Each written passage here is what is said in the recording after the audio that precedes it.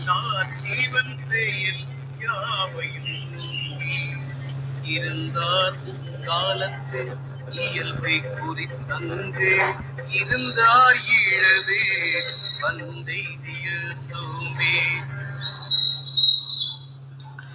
அனைவருக்கும் இனிய காலை வணக்கங்கள்.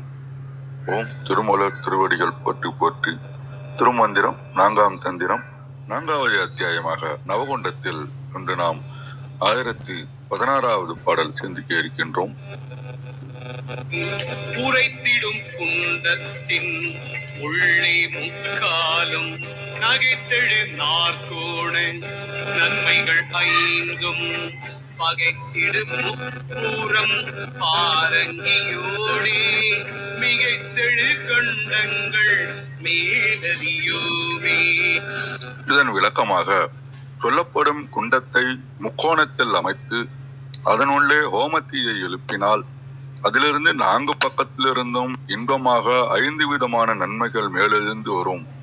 இந்த ஹோமத்தில் இருக்கும் அக்னி வழியாக உயிருக்கு துன்பம் தரும் ஆணவம், கண்மை, மாயை ஆகிய மும்மலங்களும் அழியும்.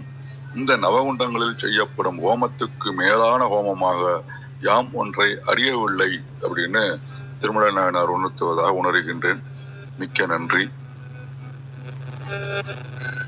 பாருங்கள் ஐயா. சரவணன் ஐயா, வணக்கம்.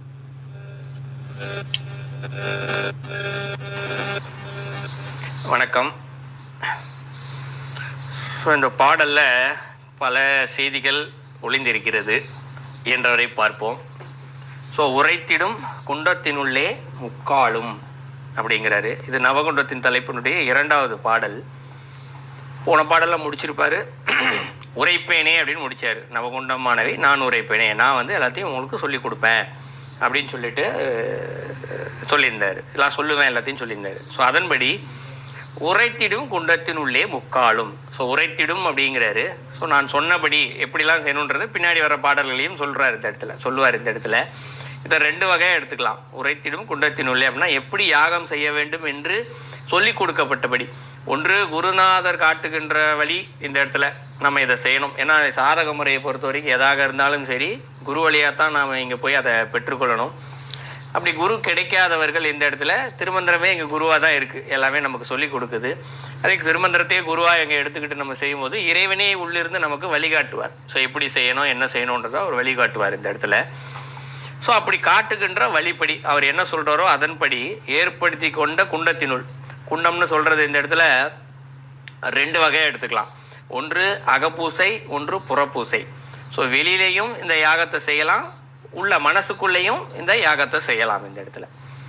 இந்த குண்டத்தினுள் முக்காலும் அப்படிங்கிற. முக்காலும்னா 3 காலும் அப்படின்னு எடுத்துக்கலாம். கால் அப்படின்னா இந்த இடத்துல காற்று, கால்னா காற்று. 3 விதமான கால் அப்படிங்கிறது. என்ன 3 விதமான கால் அப்படின்னா, ஒன்று யாகம் செய்பவர்களுடைய மூச்சுக்காற்று. ஏன்னா யாகம் செய்யும் போது மந்திரம் சொல்லுவாங்க இல்லையா? அப்போ மந்திரம் சொல்லும் பொழுது தன்னுடைய மூச்சுக்காத்தோடு சேர்த்து தான் அந்த மந்திரத்தை ஜெபிக்கணும் அந்த இடத்துல. அப்போ தான் என்ன ஆகும்னா மனமும் இந்த வார்த்தையும் ஒன்றி இருக்கும் இந்த இடத்துல. ஏன்னா நம்ம வாயில் மந்திரத்தை சொல்லிட்டு கவனம் வேற எங்கேயோ யோசிக்கிட்டே இருந்தோம்னா அதனால் பயன் ஒன்றும் இல்லை.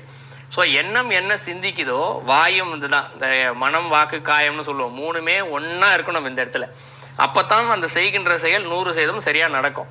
அப்போ அது எப்படி ஒன்றா இயங்க வைக்க முடியும்? மனம், வாக்கு, காயத்தை எப்படி ஒன்றாக இயக்க வைக்க முடியும்னா, நம்ம என்ன மந்திரம் சொல்லி யாகம் செய்கிறோமோ அந்த மந்திரத்தை என்ன பண்ணோம், மூச்சுக்காத்தோடு சேர்த்து ஜெபிக்க ஆரம்பித்தோம் அப்படின்னா அப்போ என்ன ஆகுது, 3ம் சேர்ந்து ஒன்றாக இயங்க ஆரம்பிக்கிறது. இது ஒரு காற்று. இன்னொரு காற்று புற ரீதியாக இருக்கக்கூடிய யாகத்தில் அந்த இடத்துல இருக்கக்கூடிய காற்று இருக்கணும் இந்த இடத்துல யாகம் செய்யறதுக்கு. அது தூய்மையான இடமாக இருக்க வேண்டும். எல்லா இடத்துலையும் போய் யாகம் செய்ய முடியாது இந்த இடத்துல, செய்யக்கூடாது இந்த இடத்துல. முறை பிரகாரம் பார்த்தோம்னா அசுத்தமாக இருக்கிற இடத்துல போய் யாகம் செய்யக்கூடாது. நீங்கள் சுத்தமாகவே இருக்கக்கூடிய இடத்துல யாகம் செய்யணும்னா கூட இன்றைக்கி ஒரு முறைலாம் வச்சுருப்பாங்க. அந்த இடத்துல சுத்தப்படுத்தி ஃபிசிக்கலாக நம்மளால் தூய்மைப்படுத்தப்பட்டு தண்ணி ஊற்றி எல்லாம் கழுவி முடிச்சிட்டா கூட சரி, மஞ்சள் தண்ணி தெளிப்பாங்க இல்லைங்களா? நம்ம கோமியம் இந்த சாணத்தை கரைச்சி தெளிப்பாங்க. இதெல்லாம் பார்த்திங்கன்னா அந்த கிருமி நாசினி மாதிரி. தூய்மையிலும் தூய்மை, அது தரையை மட்டும் தூய்மைப்படுத்தல, அந்த காற்றில் இருக்கக்கூடிய அந்த அசுத்தமான கிருமிகளை கூட என்ன பண்ணுது, அது தூய்மை பண்ணுது இந்த இடத்துல.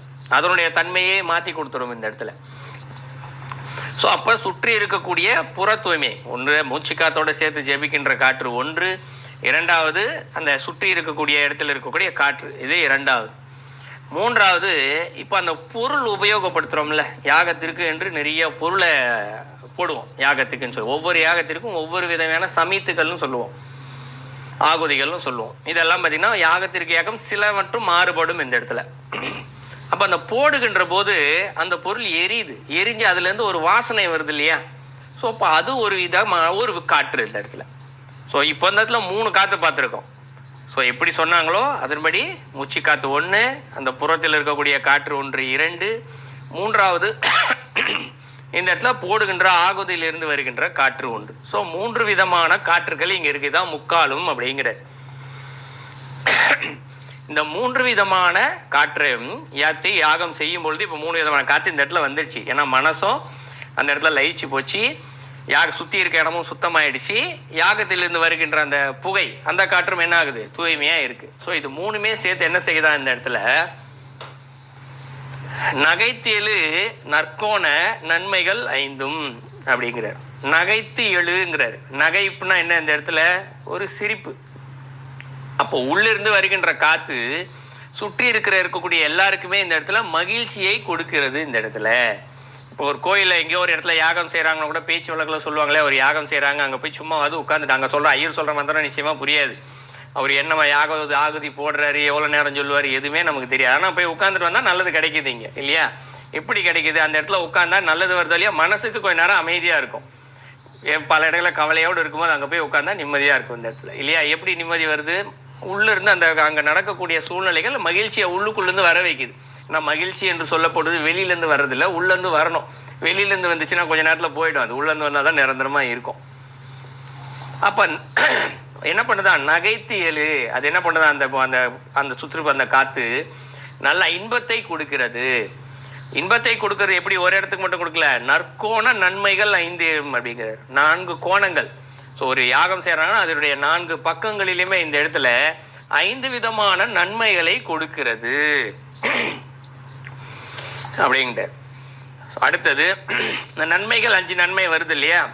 இந்த 5 நன்மைகள் சேர்ந்து பகைத்திடு முப்புறம் பாரங்கியோடே அப்படிங்கிறார். இந்த நன்மைகள் என்ற 5னா என்ன அப்படின்னு சொல்லி பார்த்தோம்னா நம்முடைய 5 புலன்கள் தான். 5 புலன்கள் அது அதனுடைய விருப்பத்திற்கு இயங்கி கொண்டே இருக்கிறது. நம்ம விருப்பத்துக்கு அது இயங்கலை 5 புலன்களுமே இல்லைங்களா? அதன் விருப்பத்தில் இதை நீ இதை பேசுன்னா அது விருப்பத்துக்கு தான் பேசும். சில நேரத்தில் சொல்லுவோம், எனக்கு எப்படி பேசணும்னு தெரியல, நானே பேசிட்டேன், எனக்கு தெரியாமல் செஞ்சிட்டேன் அப்படின்னு சொல்லுவோம். ஸோ அதன் போக்கில் என்ன பண்ணுது, நம்மளை வினைகளை செஞ்சு வச்சு இழுத்துக்கிட்டு போயிட்டே இருக்குது. அது என்ன பண்ணுது இந்த இடத்துல, நம்மை அதை கொஞ்சம் நம்மளுடைய அதன் போக்கில் போகுகின்ற விஷயத்தை நம்மளுடைய மன கட்டுப்பாட்டுக்குள்ளே அது வருது இந்த இடத்துல. அதை நம்ம கண்ட்ரோல் பண்ணலாம் 5மே. அதற்கு பின்பாக 5 புலன்களையும் நாம் அடக்கிவிட்டால், இந்த இடத்துல நன்மைகள் 5ன்னு சொல்லிட்டாரு. 5 நன்மைகள்னா 5 புலன்களையும் நாம் அடக்குதல். இந்த 5 புலன்களை அடக்கிட்டோம் அப்படின்னா அடுத்து என்ன சொல்றாரு, பகைத்திடும் முப்புறம் பார் அங்கியோடே அப்படிங்கிறார். இந்த 5 புலன்கள் அடங்கிருச்சுன்னு வச்சுக்கோ, என்ன ஆகுது இந்த இடத்துல, முப்புறம் என்று சொல்லப்படுவது இந்த இடத்துல இது ஆணவம் கண்மம் மாயை தான் முப்புறம். இந்த 3 தான் என்ன பண்ணுது இந்த இடத்துல, நம்மளை படாத பாடு போட்டு மனுஷனை படுத்தி எடுத்துக்கிட்டே இருக்கு இந்த இடத்துல. இந்த 3யுமே பகைத்திடுமா. ஏன்னா இந்த 5 புலன்கள் என்ன பண்ணுது, அதனுடைய அது என்ன பண்ணி இப்போ அது தன்னிச்சையாக இயங்கி கொண்டு ஆணவத்தை வர வைக்குது, கண்மத்தை வர வைக்குது, மாயையோடு செயல்பட வைக்குது. இப்போ 5 புலன்கள் அடங்கி போச்சுன்னா என்ன ஆகும், அது விருப்பத்துக்கு போகாது. அப்போ இந்த இடத்துல ஆணவம் வராது, கண்மை வராது, மாயை வராது. என்ன ஆகுது, 3ஐயும் பகைத்து விடுகிறது இந்த 5 புலன்களும். ஸோ பகைச்சதுக்கப்புறம் இது 3மே கிடையாது, இல்லாமல் போனவனே பார் அங்கியோடே அப்படிங்கிறார். பார்னா உலகம், ஆனால் இன்னொரு பொருள் இருக்கு. பார் என்றால் மறையோன் அப்படின்னு ஒரு பொருள் இருக்கு. மறையோன்னா யாரு, பிரம்மன். பிரம்மன் எப்படி இந்த உலக இயக்கத்தை நடத்திக்கிட்டே இருக்காரு இந்த இடத்துல. ஏன்னா உலகத்தை பிரம்மன் தான் படைச்சிக்கிட்டே இருக்காரு இந்த இடத்துல. அவர் படைத்தல் எப்படி நடத்துறாரு, வேதத்தை ஓதிக்கிட்டே இருக்கிறாரு. அவர் வேதத்தை ஓதுதல் வழியாக உலகத்தில் இந்த இடத்துல படைக்கும் தொழில் நடந்து கொண்டே இருக்கிறது. இது பிரம்மாவுடைய வரலாறு. அது போலவே இப்போ இந்த யாகம் செய்கிறோம்ல, இப்போ யாகம் செஞ்சோடனே இப்போ இது நடந்துடுமா, 5 புலன்களும் அடங்கி போயிடுமா, இந்த 3 ஆணவம் கண்மமாயே அடங்கி போயிடுமா அப்படின்னு கேட்டால் உலகத்தில் இன்றைக்கும் யாகம் நடந்துக்கிட்டே தான் இருக்குது. ஆனால் யாருக்காவது 5 புலன்கள் அடங்கியிருக்கா நமக்கு தெரியாது. சிலருக்கு அடங்கியிருக்கலாம், ஞானிகள் முனிவர்கள் அப்படி தான் வந்திருக்காங்க, சிலருக்கு அடங்கியிருக்கலாம். எல்லாருக்கும் இது நடந்துச்சா தெரியாது. இந்த ஐம்புலன்கள் மடங்கலை, ஆணவம் கண்மமாயும் போல. ஏன் போல அப்படின்னா, இந்த இடத்துல எப்படி வேதத்தின் வழியாக பிரம்மா அதை செஞ்சுக்கிட்டே இருக்கிறாரோ, இங்கு நாம் செய்யக்கூடிய யாகத்தையும் அதுபோலவே, எப்படி அடியில் சொன்னோம் இல்லையா முக்காலம்னு, அதுபோலவே இங்கு சரியாக வேதத்தை சொல்லி நம்முடைய மனம், வாக்கு, காயம் இதையெல்லாம் ஒன்றாக ஒன்றிணைந்து இந்த யாகத்தை செய்யும் போது மட்டும்தான் இந்த பலன் கிடைக்கும். அதான் பாரங்கியோடே அப்படின்னு சொல்றாரு. இது எந்த அளவுக்கு சொல்கிறோமோ, பாரங்கியோடே அப்படிங்கிறார்ல, அப்போ அதனோடு அப்படின்னு பொருள். அந்த அங்கி என்று சொல்லப்படுவது நன்மை செய்யக்கூடிய நெருப்பு, சரிங்களா? அங்கே என்று அந்த நன்மை செய்யக்கூடிய நெருப்போடே அப்படின்னா, எந்த அளவிற்கு அந்த நெருப்பு எரிகிறதோ அந்த அளவிற்கு இந்த 5 புலன்கள் அடங்கும், இந்த 3 ஆணவம் கண்மமாயை போகும். எந்த அளவிற்கு நாம் எந்த அளவிற்கு யாகம் செய்கிறோமோ அந்த அளவிற்கு. அப்போ 100% முழுமையாக செய்தால் 100% முழுமையாக 5 புலன்கள் அடங்கிவிடும், இந்த ஆணவம் கண்ம மாயை மும்மலங்களும் சென்றுவிடும். 1% என்றால் 1% தான் போகும். அதை தான் 3வது அடியில் சொல்கிறார். இதை சொல்லிட்டு 4வது அடியில் சொல்கிறாரு, மிகைத்திடு குண்டங்கள் மேரறியோமே அப்படிங்கிறார். ஸோ மிகை அப்படின்னா என்ன, இந்த இடத்துல மேன்மையானதுன்னு பொருள். மிகை என்றால் மேன்மையானது அப்படின்னு பொருள். ஸோ இதை மேன்மையான இந்த குண்டங்கள், இந்த யாகத்தை மேலறியாமே அப்படின்னா, இதை விட சிறந்த வழி ஒன்றை நான் அறியவில்லை, மேலறியோமே அப்படிங்கிறார். அவரே தெரியலையா, இதை விட மேலான வழி இருக்கான்னு எனக்கு தெரியல அப்படிங்கிறார். ஸோ நவகுண்டத்தினுடைய சிறப்பை 4வது அடியில் சொல்லிட்டார். இப்போ 4 அடிக்கும் சேர்த்து பொருள் பார்த்தோம்னா, ஒரு இறைவன் இல்லை குருநாதர் காட்டிய வழி பிரகாரம் இங்கு யாகத்தை செய்ய வேண்டும். யாகத்தை செய்யும் பொழுது நம்முடைய மனம், வாக்கு, காயம் 3ம் ஒருநிலைப்பட்டுத்தான் செய்ய வேண்டும். செய்யக்கூடிய இடம் தூய்மையானதாக இருக்க வேண்டும். அதில் போடக்கூடிய ஆகுதி பொருளும் தூய்மையானதாக சரியானதாக இருக்க வேண்டும். எப்படி குருநாதர் காட்டிய வழி பிரகாரம் இருக்க வேண்டும். அப்படி செய்யப்படுகின்ற அந்த யாகத்தில் இருந்து எழுகின்ற சக்தியானது சுற்றி இருக்கக்கூடிய அனைவரையும் மகிழ்ச்சியோடு அவர்களுக்குள்ளிருந்து மகிழ்ச்சியை வர வைக்கிறது. மகிழ்ச்சியை வர வைத்த பின்பு அவர்களுக்குள் இருக்கக்கூடிய 5 புலன்களை அடக்கி கொடுக்கிறது. அதான் நன்மைகள். 5 புலன்களை அடக்கி கொடுக்கிறது. 5 புலன்கள் அடங்கி விட்டதனால் இங்கே மும்மலங்களான ஆணவம், கண்ம, மாயை 3ஐயும் பகைத்து அதை விரட்டி விடுகிறது. இதெல்லாம் எப்படி நடக்குது, எந்த அளவிற்கு இந்த மந்திரங்களை சொல்லி மனப்பூர்வமாக யாகத்தை செய்கிறார்களோ அதற்கு ஏற்ற அளவோடே இது கிடைக்கிறது. பேருக்கு செஞ்சோன்னா பேருக்கு கிடைக்கும், ஆத்மார்த்தமாக செஞ்சால் ஆத்மார்த்தமாக இந்த எல்லாமே நல்லது கிடைக்கும். சொல்லிட்டு சொல்கிறாரு, யாம் அறிந்த வழிகளிலேயே மேலானது வேறொன்றும் இல்லை, இதுதான் சிறந்த வழியாக நான் பார்க்கிறேன் அப்படின்னு சொல்லி அவர் சொல்கிறார். இந்த ஐமீன் இறைவனை அடையக்கூடிய வழிமுறைகள், இறைவனை அடையக்கூடிய ஏகப்பட்ட வழிமுறைகள் சொல்லியிருக்காரு. அந்த வழிமுறைகளை இதை விட மேலான வழிமுறைகள் எனக்கு தெரியலை அப்படிங்கிறார், நான் அறியலை அப்படிங்கிறார். ஸோ அவ்வளவு சிறப்பான தலைப்பு இந்த நவகுண்டம். ஏன்னா இந்த தலைப்பில் பார்த்தா நான் நேற்றே சொல்லியிருந்தேன், 4 மார்க்கத்தவர்களுமே இதை கடைபிடிக்கலாம். ஞான மார்க்கத்துக்கு போகிறவங்களாம் இதை செய்ய முடியாதுன்னு கிடையாது. ஞான மார்க்கத்துக்கு போகிறவங்களும் இதை செய்யலாம், யோக மார்க்கத்துக்கு போகிறவங்களும் செய்யலாம், கர்ம யோகத்தில் போகிறவங்களும் செய்யலாம், பக்தி யோகத்தில் போகிறவங்களும் செய்யலாம். இந்த இடத்துல அனைத்து மார்க்கத்தவர்களும் இது எளிமையான வழிமுறையாக இருக்கும் என்பதனால் இதை விட மேலான வழியை நான் காணவில்லைன்னு சொல்கிறாரு. இதான் அந்த பாலுடைய விளக்கம். நன்றி.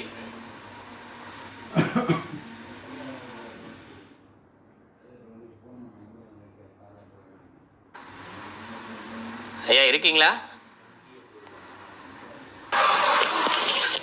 இருக்கேன் ஐயா. முடிச்சிட்டீங்களா? எனக்கு நெட்வொர்க் ப்ராப்ளம், கொஞ்சம் கேட்கல கொஞ்சம். அப்படிங்களா? ஆமா நன்றி. ஆமா முடிச்சிட்டேன். நல்லது, நன்றிங்க ஐயா. அடுத்து விந்தியா மேடம் அவர்களே வாருங்கள். வணக்கம். அனைவருக்கும் வணக்கம். ஓம் நமசிவாய போற்றி, ஓம் நமசிவாய போற்றி, ஓம் திருமூலரே போற்றி. 1016வது மந்திரம். உரைத்திடுங் குண்டத்தின் உள்ளே முக்காலும், நகைத்தெழு நாற்கோண நன்மைகள் 5ம், பகைத்திடு முப்புறம் பார் அங்கியோடே, மிகைத்திடு குண்டங்கள் மேலறியோமே. முப்புறம் என்றால் மும்மலம், ஆணவம், கண்மம், மாயை. பார் அங்கி அப்படின்னா மூலக்கணல். சொல்லப்படும் குண்டத்தின் முக்கோணமும் அதை சுற்றி சதுரமும் அமைத்து தீ எழுப்புக. இது வெளியில வேள்வி செய்கிற முறைய கொடுத்துருக்காரு. இதனால் 5 விதமான நன்மைகள் அடையலாம். அந்த 5 எதுனா, உண்டாக்குதல், காத்தல், அருளல், மறைத்தல், அழித்தல் என்பன. இதனால் துன்பம் தரும் ஆணவம், கண்மம், மாயை என்னும் மும்மலங்களும் அழியும். மூலாதாரத்தில் இருந்து வெளிப்படும் அக்கினி சந்திர மண்டலம், சூரிய மண்டலம் கடந்து மேல் எழும். இதற்கு மேல் இதன் ஆற்றலை விளக்க இயலாது என்கிறார் திருமூலர். இதற்கு பொருத்தமான ஒரு பாடல் திருஞான சம்பந்தர் அருளிய தேவாரம். சிவபெருமானை நினைத்தால் நம்முடைய ஆணவம், கண்மம், மாயை இந்த மூன்றும் அகலும். மறையுடையாய் தோலுடையாய் வார்சடை மேல் வளரும் பிறை உடையாய் பிஞகனே என்று உனை பேசின் அல்லால் குறை உடையார் குற்றம் ஓராய் கொள்கையினால் உயர்ந்த நிறை உடையார் இடர்களையாய் நெடுங்களமே அவனே.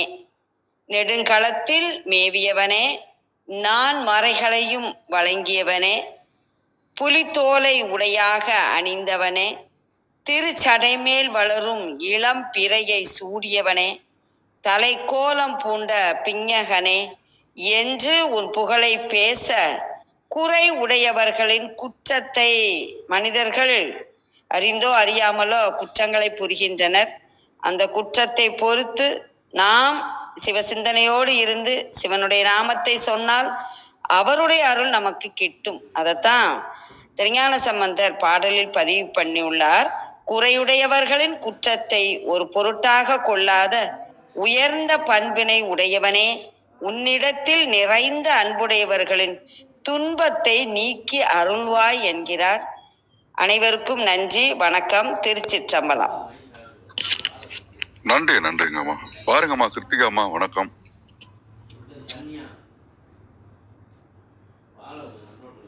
வணக்கம், இனிய காலை வணக்கம் அனைவருக்கும். நம்ம ரொம்ப ரொம்ப ரொம்ப முக்கியமான ஒரு தலைப்பு பார்த்துட்டு இருக்கோம். அதுல பல்வேறு கோணத்துல சரவணன் ஐயாவும் சரி, இந்தியா அம்மாவும் சரி, எல்லாருமே அவங்கவுங்க பார்வை வச்சிருக்கிறாங்க.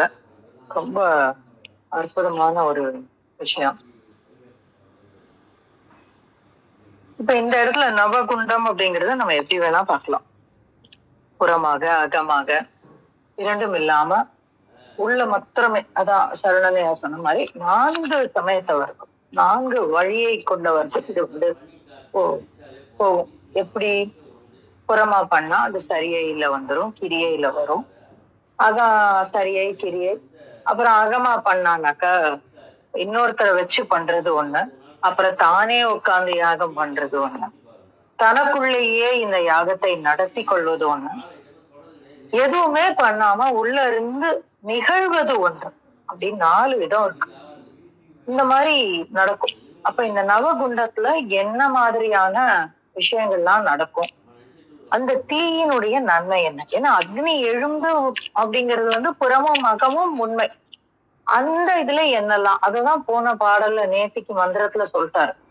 நான் உரை செய்யின் அந்த நற்சீபம் எங்கனம் எழும்பும் அதனுள்ளே கிடைக்கக்கூடிய நன்மைகள் என்ன அப்படிங்கறதெல்லாம் நான் அதுதான் நவகம். அப்போ அந்த இடத்துல என்ன விதமான நன்மைகள் எழும்பும் அப்படின்னு சொல்ற மாதிரி நம்ம புரிஞ்சுக்கலாம். அப்ப அததான் நான் உரை செய்வேன். அப்ப அதுதான் நவகம். அப்ப நவகுண்டம் என்பது என்ன அப்படின்னு பாத்தீங்கன்னா 9 குண்டங்கள் அப்படின்னு ஒரு பார்வை வச்சுக்கலாம். நவகுண்டம் அப்படின்னா அப்படின்னா புதியது அப்படின்னு ஒரு பார்வை. அப்ப அந்த நவகுண்டம் அப்படிங்கிறது அந்த புதிய விஷயங்கள் என்னவெல்லாம் நடக்கும், எதுல இந்த 9 குண்டங்கள் அப்படின்னும் நம்ம புரிஞ்சுக்கலாம். அப்போ என்ன நடக்கும், எதெல்லாம் நவகுண்டம், அதை நேற்று கண்டிப்பா பார்த்திருப்பீங்க என்னெல்லாம் இருக்கு அப்படின்னு சொல்லிட்டு. அப்ப அதுல ஒரு ஒரு ஒரு குண்டத்தோட தன்மையை இந்த இடத்துல சொல்றாரு.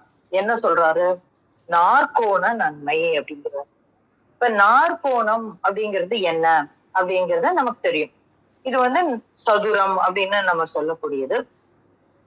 இந்த சதுரம் அப்படிங்கிறது என்ன அப்படின்னா பிருத்வியினுடைய அடையாளம் இல்லைங்களா? நமக்கு தெரியும் ஒரு ஐம்பூதங்களுக்கும் ஒரு வடிவம் உண்டு. அதுல வந்து நாற்கோணம்ங்கிறது பிருத்வி. இப்ப நம்ம உடல்ல பிருத்வி வந்து எது அப்படிங்கிற ஒரு ஒரு பார்வை நம்ம வைக்கணும். நம்ம உடல்ல எது பிருத்வி அப்படின்னாக்க இந்த உடலே பிருத்வி தான், மண் சார்ந்ததுதான். இந்த எதுக்கெல்லாம் ஸ்தூலம் இருக்கிறதோ அதெல்லாம் வந்து மண் சார்ந்தது. அப்ப நம்மளுடைய ஆஹ் பிருத்விங்கிறது ஒண்ணு இந்த இந்த உடல், அப்புறம் அந்த உடல்ல இருக்கக்கூடிய மூலாதாரம். அப்ப இந்த இதுதான் நம்ம வந்து பிருத்வியோடு சம்பந்தப்பட்டதாக சொல்கிறோம். இப்போ மூலாதாரம் தான் அடிப்படை. அப்ப அங்க இருக்கக்கூடிய விஷயங்கள் அப்படிங்கிறத நம்ம புரிஞ்சுக்கலாம். இந்த இந்த பேஸ் வச்சுட்டு நம்ம இந்த பாடலுக்குள்ள போலாம். உரைத்திடும் குண்டத்தின் உள்ளே முக்காலும் அப்படின்னு சொல்றாரு. அப்ப எது உரைத்திடும் குண்டம்? இந்த உடம்பு, அதுதான் குண்டம் இந்த இடத்துல. அப்ப இந்த உடம்பு மொத்தமும் சேர்ந்து ஒரு குண்டம். அந்த குண்டத்துக்குள்ள 9 குண்டங்கள் இருக்கிறது. அந்த 9 குண்டங்களுக்குள்ள ஒன்னொன்னா ஒரு சில நன்மைகள் பத்தி சொல்ல வர்றாரு. அப்ப இந்த இடத்துல எந்த குண்டம் பத்தி சொல்றாரு அப்படின்னா, நகைத்தேழு நாற்கோண நன்மைகள் 5 அப்படின்றாரு. அப்ப எதற்காக அந்த நகைத்தேழு அப்படின்னு சொல்றாரு அப்படின்னு நம்ம பார்க்கணும் அந்த இடத்துல. அப்போ இந்த இந்த உலகத்துல பிறவி அப்படிங்கிறது வந்து நன்மை அப்படின்னு நம்ம பார்க்கிறோம். அது வந்து இன்பத்தை தரக்கூடியது. நகைப்பு அப்படிங்கிறத வந்து இன்பம் அப்படின்னு நம்ம வைத்துக்கலாம், ஒரு இடத்துல புரிஞ்சுக்கலாம். ஏன்னா நம்ம ஒரு குழந்தை பிறக்கும் போது அழும், ஆனா சுத்தி இருக்கிறவங்க அத்தனை பேரும் மகிழ்ச்சியில் திளைப்பார்கள் இல்லைங்களா? அப்போ அந்த அந்த மாதிரி இந்த பூமியில பிறந்த அந்த அந்த பிறப்பு அப்படின்னு எடுத்துக்கலாம். அப்ப நகைத்தேழு நாற்கோணம். அப்ப இந்த இந்த உடல்ல இருக்கக்கூடிய இந்த எடுத்திருக்கக்கூடிய உடல், அந்த உடலில் இருக்கக்கூடிய ஆதாரம் அப்படின்னு நம்ம எடுத்துக்கலாம். நன்மைகள் 5 பகைத்திடும் முப்புறம் பாரங்கியோடே அப்படின்னு. நன்மைகள் 5. அப்ப இந்த அந்த இடம் ரொம்ப அழகா சொன்னார் ஐயா. எது நன்மைகள் 5? இந்த நம்ம உடல்ல இருக்கக்கூடிய அந்த 5 புலன்கள் அப்படின்னு பார்க்கலாம் நம்ம. அப்ப 5 விஷயங்கள் நன்மையாக மாறும். அப்ப இந்த உலக இச்சையில நம்ம போகமாட்டோம். இந்த இந்த இந்த நம்ம பிறவி எடுக்கிறதே எதற்காக எடுக்கிறோம் அப்படின்னாக்க, நன்மைகளாக பெறக்கூடிய இந்த 5 புலன்களை நன்மையோடு பெறுவதற்காக. அப்படின்னா ஒரு சிலர் பிறவிலேயே ஞானத்தோடு பிறப்பாங்க. இல்லைன்னா நம்ம இந்த நான் அந்த இடத்துக்கு அப்புறம் வரேன். இது ரொம்ப ரொம்ப சூட்சுமமான ஒரு விஷயம் இருக்கு. அந்த அந்த பிறவி எடுக்கிறதே எப்போ எடுப்போம் அப்படின்னாக்கா, இந்த நவகுண்டத்தை நாம் பிரயோகிக்கும் பொழுது, நமக்குள்ள இருந்து இந்த 4 வழிகள்ல ஏதாவது ஒரு வழியில நம்ம இந்த நவகுண்டத்தை உபயோகிக்கும் பொழுது நாம் புதியதாக பிறக்கிறோம். அப்போ இந்த புதியதாக பிறக்கும் பொழுது என்ன நடக்குது அப்படின்னா, இந்த உடல்ல இருக்கக்கூடிய 5 புலன்களும் நன்மையை நோக்கி திரும்புவதாக இருக்கிறது. அப்ப அதனோட இச்சைக்கு அது போகாம நன்மைகள் 5ஐயும் தரக்கூடியதாக ஒரு இந்த புலன்கள் வேலை செய்கிறது அப்படின்னு நம்ம புரிஞ்சுக்கலாம். பகைத்திடும் முப்புறம். முப்புறம்னா இங்கமா சொன்னாங்க, ஆணவம், கண்மம், மாயை அப்படின்னா. அப்ப அதுதான் அந்த முப்புறம் எரித்தவன் சொல்லுவாங்க இல்லையா? அந்த முப்புறம் எரித்தவன் என்னது அப்படின்னா, அவன் எரித்திருக்கக்கூடிய முப்புறம் என்ன அப்படின்னா இந்த ஆணவம், கண்மம், மாயை. அப்ப இந்த 3ம் வந்து பகைத்து சென்று விடும் அப்படின்னு சொல்றாரு. பார் அங்கியோடே. அப்ப அந்த அங்கி எங்கே எழும்பும் அப்படின்னா அததான் சொல்றாரு, நகைத்தேழு நாற்கோணம். அப்ப அந்த பிருத்திவியிலிருந்து எழும்பக்கூடிய, அந்த மூலாதாரத்திலிருந்து எழும்பக்கூடிய அங்கி அப்படி எழுந்தால் இந்த 5 புலன்களும் நன்மையை தரக்கூடியதாக மாறினால் மிகைத்து 7 கண்டங்கள் மேலெறியோமே. அப்ப இந்த கண்டங்கள்ங்கிறத வந்து நம்ம வந்து இந்த உடல்லயே 3 கண்டம் நம்ம பார்த்திருக்கோம் இல்லையா? இடுப்புக்கு கீழே 1, இடுப்புக்கும் கழுத்துக்கும் இடையில 1, கழுத்துக்கு மேல 1, 3 கண்டம் நம்ம பார்த்திருக்கோம். அப்படி பார்க்கலாம். இல்லைன்னா இந்த கீழ் உலகம், பூமி, மேல் உலகம் அப்படின்னு 3 கண்டங்கள் பார்க்கலாம். இல்ல கண்டங்கள் அப்படின்னு சொல்றாரு. அப்போ பிரம்மாண்டங்கள் தாண்டி எத்தனையோ கண்டங்கள் அந்த மாதிரியும் நம்ம பார்க்கலாம். அப்போ அதற்கு தக்க ஒரு விஷயம் நமக்கு கிடைக்கும். அப்போ மேலறியோமே, மிகைத்தெழு கண்டங்கள் மேலறியோமே. அப்போ அது அடுத்தாப்புல சொல்லத்தக்க சொல்ல கூடிய அளவுல இல்ல அதனுடைய நன்மைகள், மிகப்பெரிய நன்மைகள் நம்மை வந்து சேரும் அப்படின்னு சொல்றாரு. எப்போ? இந்த உடல் நவகுண்டமாக மாறும் பொழுது. இந்த உடல் நவகுண்டமாக எங்க நம்ம முதல்ல இருந்து தொடுறாரு, பிருத்வியில இருந்து தொடுறாரு. அந்த பிருத்வியில் நிகழக்கூடிய நன்மை, அந்த பிருத்வியில் நிகழக்கூடிய நன்மைனா என்னது? அது வந்து இந்த ஐம்புலன்களை சுத்தமாக்கும் அப்படின்னு ஒரு முதல் பலனை வந்து சொல்றாரு. ஐம்புலன்கள் சுத்தமானதினால் என்ன நடக்கும்? அதான் நற்றீபம் அப்படின்னு முதல் வார்த்தையில சொல்லிட்டாரு. இப்ப இந்த ரெண்டு குறியீடை நம்ம எல்லா இடத்துலயும் வச்சுக்கலாம். இந்த நற்றீபம் அப்படிங்கிறதையும் நன்மை அப்படிங்கிறதையும் இந்த ரெண்டு வார்த்தை, அந்த முதல் பாடல்ல சொன்ன அந்த ரெண்டு வார்த்தையையும் நம்ம இந்த இடத்துல கொண்டு வரலாம். எது நற்றீபம்? அந்த நன்மைகள், அந்த எது நற்றீபம் அப்படின்னா அந்த பிருத்திவியில் எழும்பக்கூடிய தீபம். அது என்ன, எது நன்மையாக தரும்? இந்த முப்புறத்தை எரிக்கக்கூடியதாக, ஐம்புலன்களை சமன் செய்யக்கூடியதாக, நல்லதை நோக்கி திருப்பக்கூடியதாக அமைக்கும். அப்ப அதுவும் ஒரு செயல்தான். அந்த செயலின் மூலமாக என்ன நன்மை கிடைக்கும் அப்படின்னு பார்த்தா இந்த முப்புறம் எரியும் அப்படிங்கிற ஒரு நன்மையை வந்து சொல்றாரு. இந்த இடத்துல நம்ம வந்து மறுபிறவியில நம்ம முக்தி அடைகிறது அதெல்லாம் வேற காரியம். ஆனா இந்த ஜீவன் முக்தி உடல்ல இருக்கும் பொழுது எங்கனம், அததான் திருமூலர் மீண்டும் மீண்டும் சொல்றாரு. நம்ம பழைய அர்ச்சனையில முடிக்கும் போது அவர் உடல்ல கொண்டு முடிச்சதுக்கு உண்டான குறியீடு அதுதான். அவர் உடல்ல கொண்டு முடிச்சுட்டு நீ இங்க இருந்து வேலை பாரு, அதுல நீ எப்படி என்னை சென்று அடைகிறாய் அப்படிங்கிற ஒரு விஷயத்த சொல்றதுக்காக தான் அங்க கொண்டு முடிச்சாரு. இப்ப அங்கிருந்தே திரும்பி தொடங்குறாரு. அப்போ இந்த பாடல்ல இருக்கக்கூடிய முக்கியமான விஷயமா நம்ம ஒரு 3 பார்த்தோம். அந்த 3ல இருந்து அடுத்தடுத்த எடுத்துட்டு போவாரு நம்மள. ரொம்ப ரொம்ப அற்புதமான ஒரு தலைப்பு. நேத்திக்கு வர முடியல, லாஸ்ட் மினிட்ல தான் கலந்துக்க முடிஞ்சது, ஏன்னா பேசக்கூடிய சூழல் இல்ல. ரொம்ப நல்லா இருந்தது. அதனுடைய அடிப்படை இந்த 2 வார்த்தையும் நம்ம இந்த பாடல் பூரா பார்க்கலாம். நற்றீபம், நன்மைகள். இத வந்து இந்த பகுதியில இருக்கக்கூடிய அத்தனை மந்திரங்கள்லயும் நம்ம ஒரு குறியீடா வச்சு பார்க்க முடியும் அப்படிங்கிறது என்னோட புரிதல். அதை உங்களோடு பகிர கிடைத்த இந்த காலை வேலைக்கு நன்றி சொல்லி என்னுடைய பகிர்ந்து நினைக்கிறேன். நன்றி. நன்றிங்கம்மா. இன்னைக்கு நவகுண்டத்தில் இருக்கிற 1016வது மந்திரம் மிக சிறப்பாக பல பாடங்களில் மக்கள் நமக்கு விவரித்தார்கள். மிக்க நன்றிங்கம்மா. ஏதேனும் கேள்விகள்?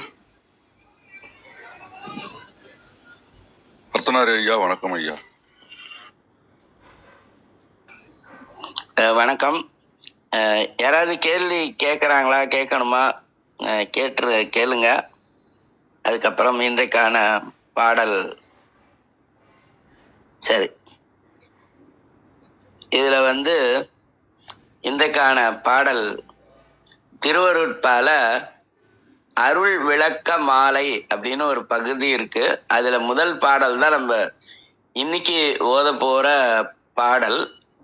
ஆனா இதுக்கு முன்னாடி 5 நன்மைகள் அப்படின்னு சொன்னது நம்ம நல்லா உணர்வதற்குரிய ஒரு இடம் அப்படின்னு எனக்கு தோன்றினது எதுன்னா, வள்ளலாருடைய 6ஆம் திருமுறையில அது கிருத்திகா எடுத்து சொல்லுவாங்க. அந்த பாட்டு முழுக்க எனக்கு ஞாபகம் வரல. 6ஆம் திருமுறையில ஞான சரியையில 4வது பாடல், மொத்தம் 28. அதுல 4வது பாடல் என்ன வரும் அப்படின்னா, கண்டதெல்லாம் அனித்தியமே. நம்ம பார்க்கறது எல்லாமே நிலை அற்றது. ஆனா இந்த 5 நன்மைங்கிறது போது கண்டதெல்லாம் நித்தியமேன்னு மாறுச்சுன்னா அது நன்மை. கண்டதெல்லாம் அனித்தியமே ஒண்ணு. அடுத்தது கற்றதெல்லாம் பொய்யே. ஆனா அந்த பொய்யங்கிறதுல இருந்து நம்ம எங்க போகணும்? கற்றதெல்லாம் மெய்யே, அங்க வரணும். அப்புறம் கேட்டதெல்லாம் பழுதே. நம்ம இதுவரை கேட்டது எல்லாமே குற்றம் தான், வீணா போச்சு. கேட்டதெல்லாம் பழுதே, கண்டதெல்லாம் அனித்தியமே, கற்றதெல்லாம் பொய்யே, கேட்டதெல்லாம் பழுதே, உண்டதெல்லாம் மலமே அப்படிங்கிறது ஒண்ணு. அப்புறம் உட்கொண்டதெல்லாம் குறையே அப்படின்னு சொல்லி இந்த உற்றதுன்னு சொல்லுவோம்ல இது. ஆனா இத பாக்குறதுக்கு முன்னாடி ஒரு இடம் இருக்குங்க. இன்பத்து பால் இருக்கு திருக்குறள்ல. கண்டு கேட்டு உண்டு உயிர்த்து ஊற்றறியும் ஐம்புலனும் ஒண்டொடி கண்ணே உள அப்படின்னு இன்பத்து பால்ல ஒரு திருக்குறள் இருக்கு. இது ஐம்புலனும் அப்படின்னு சொல்லுவாங்க. அதனால வள்ளல் பெருமான் என்ன பண்ணாருன்னா இந்திரிய ஒழுக்கம் அப்படின்னு ஒரு பகுதியை கொடுத்திருக்காரு.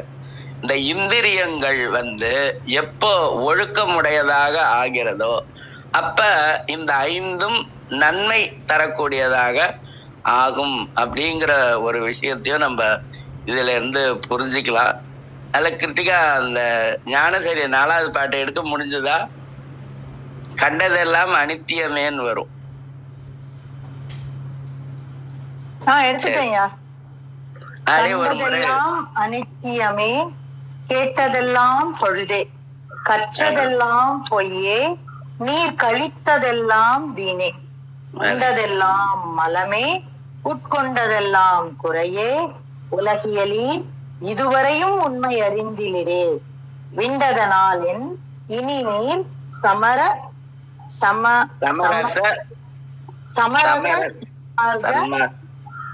மெய்நெறியை கடைபிடித்து மெய்ப்பொருள் நன்குணர்ந்தே என் தகு சிற்றம்பலத்தே எந்த எருள் அடைமீன் இரவாத வரம் பெறலாம் இன்பமுறலாமே.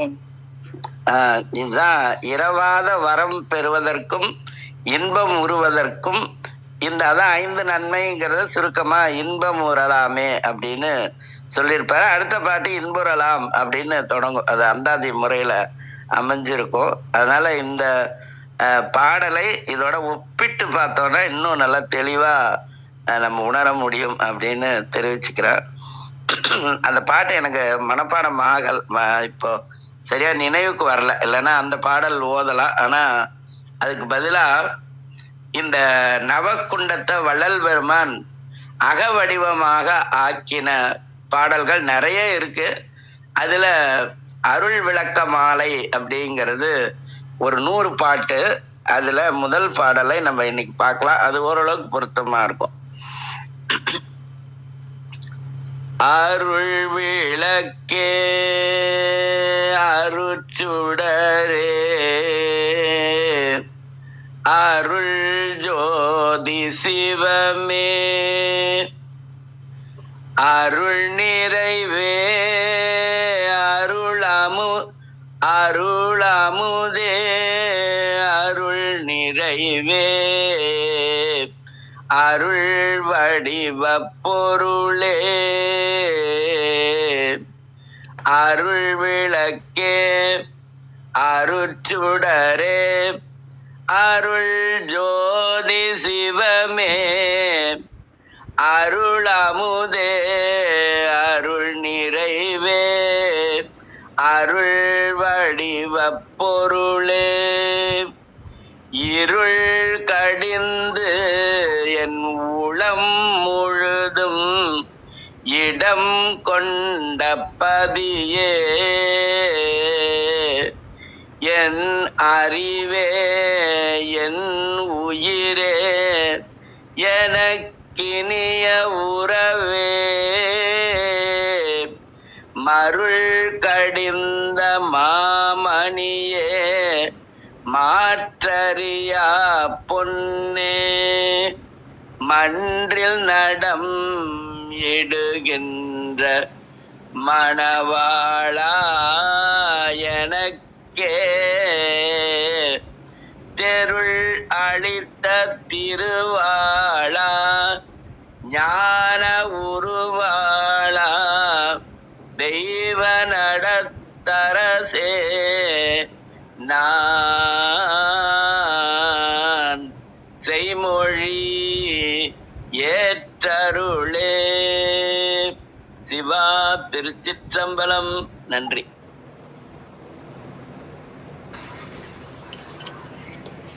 நன்றிங்கய்யா. வந்த மெய்நந்தர்களை வணங்கி மகிழ்கின்றேன். மீண்டும் நாளை காலை சந்திப்போம், சிந்திப்போம். தலம் நிறைவேறுகின்றது. 5, 4, 3